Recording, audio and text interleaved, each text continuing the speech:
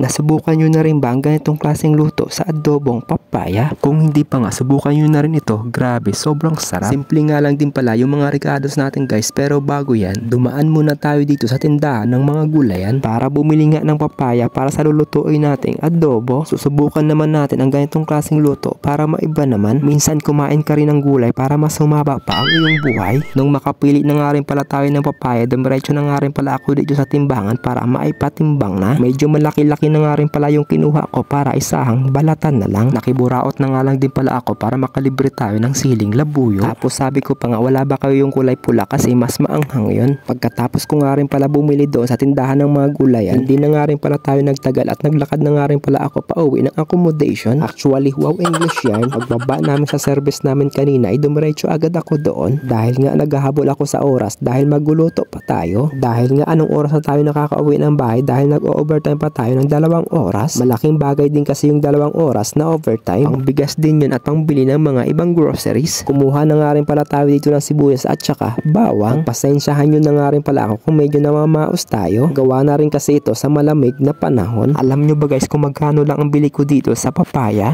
Binayaran ko nga lang din pala ito sa halagang 6 real. Kapag kinonvert nyo naman sa peso ay nagkakahalagang 90 pesos. O diba malaki ang masasave natin kapag puro gulay? May filler naman tayo dito pero mas gusto ko yung kutsilyo pang balat dahil mas mababalatan ko ng maayos para hindi mangate. Ang mali nga lang din pala natin dito ay hindi ako gumamit ng gloves. Kaya ayan, tuloy kumapit yung dagta sa mga kamay ko. Pagkatapos ko nga rin pala mabalatan ay sinimulan na nga rin pala natin ito para hatiin. Hinati ko nga din pala muna ito sa apat, saka naman natin ito gagayatin ng ganito kaninipis. Naalala ko nga rin pala mayroon pa pala ako manok na tira doon sa loob ng freezer para kahit pa paano naman may kunting sahog na karne yung adobong papaya natin. At para medyo may sipa, maghihiwa nga rin pala ako dito ng berdeng-berde na siling labuyo. Wala kasi yung pula kaya ayan, all goods na. Hugasan ko nga rin pala muna itong papaya sa tubig kasi kapag hindi natin ito hinugasan baka mangate. Baka mamaya magulat yung katabi mo panay kamot ka. Tapos iisipin yun baka may buni ka. Bali magigisa na nga rin pala tayo dito kaya magsalang na tayo dito ng kaldero. Kawali sana yung gagamitin ko kaso maliit lang yung kawali natin. Mas malaki yung gagamitin, mas maganda.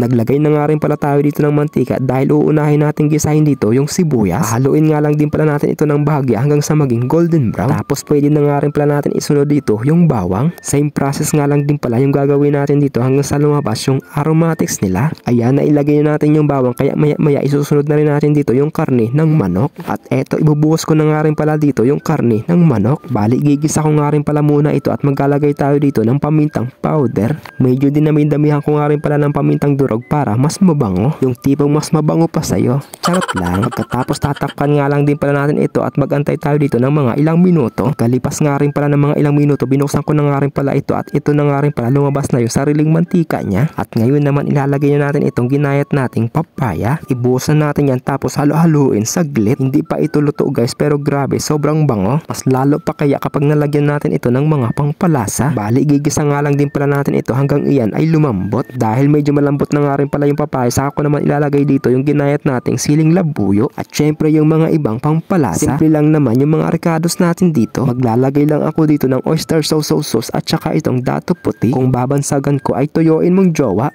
Charot lang. At syempre yung sekreto nating pangpalasa, magic sarap. Oh, bigyan naman, magic sarap. Nagsandok nga lang din pala ako ng konti para tikman kung tama lang ba yung mga pangpalasa na inilagay natin. Para kapag kulang pwede natin dagdagan. Pero sa tingin ko parang tama lang din naman yung mga pangpalasa. Tamang tama, gutom na nga rin pala ako. Kaya kumuha na nga rin pala ako dito ng pinggan para magsandok na ng kanin. Tara guys, kain tayo. Simpleng ulam, adobong papaya. Bagong sinaing nga lang din pala itong kain natin kaya medyo umuusok-usok pa. Kaya hindi muna ako magkakamay at gagamit muna ako dito ng kutsara. So ayun mga guys, first bite na natin yan. Grabe, sobrang sarap. Guys, subukan nyo na rin ito ang ganitong simpleng recipe. Budget meal na siya at masustansya pa. At syempre higit sa lahat, madadagdagan pa yung gatas nyo. So paano ba yan mga guys? Hanggang dito na nga lang din pala ang mini vlog natin. Sana may natutunan kayo sa simpleng recipe natin for today's video. At kung umabot sa inyo ang video na ito, paki-follow, like, share, comment. Thank you for watching. Bye bye!